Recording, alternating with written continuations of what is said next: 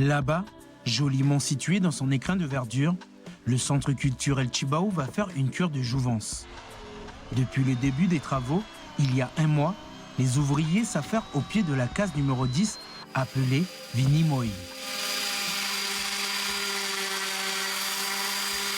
C'est là aussi un travail qui a commencé en 2018.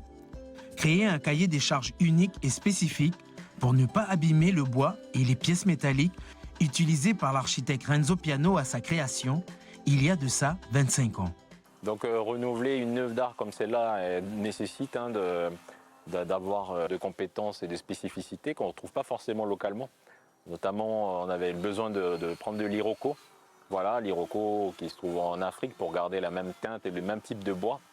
Et en plus, on a exigé une densité assez importante pour que la case puisse perdurer encore au moins 25 ans de plus. Ici, on restaure le bois avec un protocole strict. On prévoit sur la partie bois de traiter, donc nettoyer, enlever tous les champignons qu'on a sur les lithos des brise-soleil et remplacer les lithos trop abîmés comme ceux-là. Donc là, vous voyez, on a un pourrissement important du bois. Donc on remplace intégralement.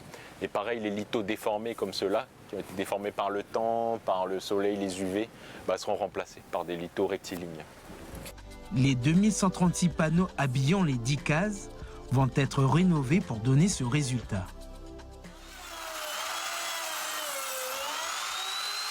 Ces travaux sur cette première case sont aussi un test d'un point de vue technique. Du dépôt au remontage des pièces, la méthodologie, la technique et le contrôle de nettoyage est scruté dans le moindre détail par le cabinet d'architecte de Renzo Piano. Toutes les pièces sont uniques, avec des mesures spécifiques, uniques. Les résines ne se ressemblent pas. Elles ont des spécificités au niveau des densités de latte, de lithos, etc. Et voilà, c'est la multiplicité des pièces qui rend le projet complexe et qui demande une certaine minutie des entreprises pour réaliser la rénovation. Le bois est attaqué à la défonceuse à 3,5 cm pour enlever les parties abîmées au gré du temps. Là, on voit un exemple type du bois qui a été attaqué, quoi.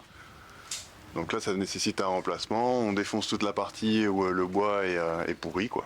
Et après, on fait un changement avec de l'iroko en neuf. Donc c'est un plateau de 35 mm sur 15 cm de large. Là, sur l'ensemble de la pièce, ça va aller au moins jusqu'à 5-6 mètres là-haut. Là.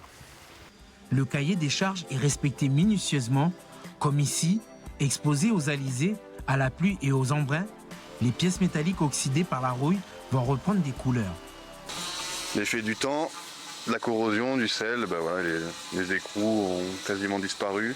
Il y a une forte corrosion. Donc il nécessite un remplacement de ces pièces-là.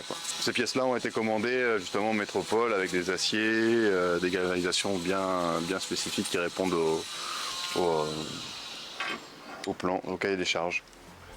Bordé par le lagan et ancré dans son écrin de verdure, une fois terminé, la beauté des 10 cases continuera à émerveiller ses prochains visiteurs, qui sait, pour encore 25 ans.